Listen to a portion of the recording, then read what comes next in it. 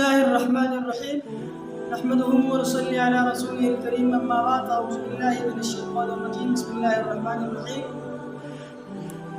جیسا کہ کل کے درس میں آپ لوگوں نے غیر المغضوب علیہم کے حوالے سے کچھ باتیں سنی، آج ہم غیر المغضوب علیہم کے حوالے سے کچھ بات کریں گے۔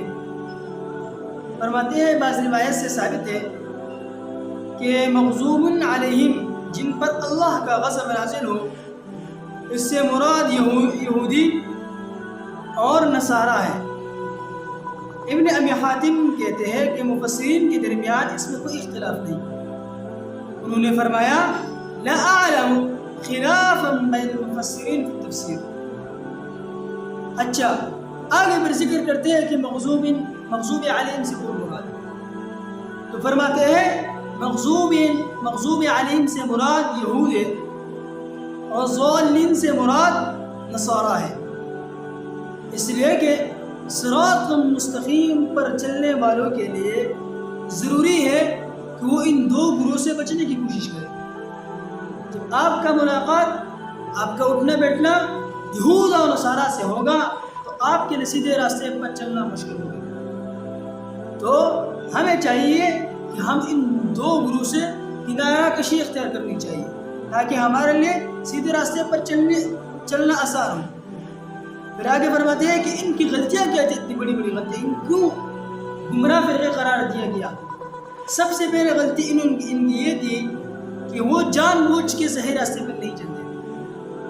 ان کی گمراہ ہونے کا سب سے بڑا ثبوت یہ بالکل سمجھتے تھے اس بات کو کہ ہم صحیح راستے پر نہیں چلتے، لیکن اس کے باوجود وہی راستہ اختیار کرتے تھے اور آیات الہی میں تحریف اور حیلہ کرنے سے گریز نہیں کرتے تھے، یعنی آیات قرآنی میں کیا کرتے؟ تحریف کرتے تھے، رد و بدل کرتے تھے، اس سے اپنے آپ کو نہیں روکتے تھے اور حضرت عزیر علیہ السلام کو ابن اللہ کہتے تھے۔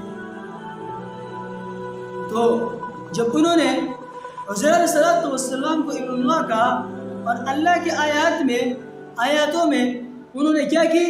تحریف کی، تو ظاہر سے بات ہے جب یہ چیزیں ہوگی تو یہ گمراہ لوگ کر سکتے ہیں، صحیح لوگ یہ نہیں کر سکتے۔ تو جو لوگ یہ چاہتے ہیں کہ ہم سیدھی راہ پر چلیں، ان کو چاہیے کہ ان چیزوں سے وہ کنارہ کشی اختیار کریں۔ آگے سورۃ فاتحہ کے آخر میں آمین کہنے کی جو فضیلت جناب نبی کریم صلی اللہ علیہ وسلم نے ذکر کی، اس کے حوالے سے کچھ باتیں کریں گے۔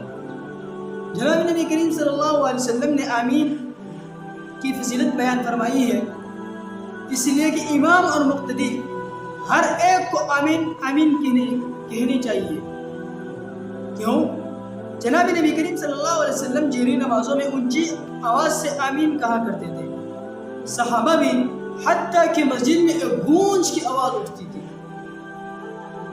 حضور صلی اللہ علیہ وسلم آمین کہتے تھے نا، صحابہ بھی کہتے تھے۔ اور ابن ماجہ ابن کثیر میں آمین اونچی آواز سے کہنا سنت ہے اور صحابہ اکرام کا بھی یہ معمول رہا۔ تو آمین کی یہ فضیلت بیان فرمائے جناب نبی کریم صلی اللہ علیہ وسلم نے۔ آمین کے معنی مختلف بیان کیے گئے ہیں، کذالک فلیکن، اسی طرح ہو، لا تخیب رجاءنا، ہمیں نامراد نہ کرنا، اللہم استجب لنا، اے اللہ ہمارے دعا قبول فرما۔ یہ آمین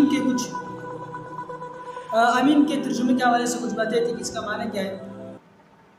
یقیناً کہ آج ہمارا سورۃ فاتحہ اختتام پذیر ہوا، کل سے انشاءاللہ سورۃ بقرہ کے ابتدائی آیاتوں کے حوالے سے بحث کریں گے۔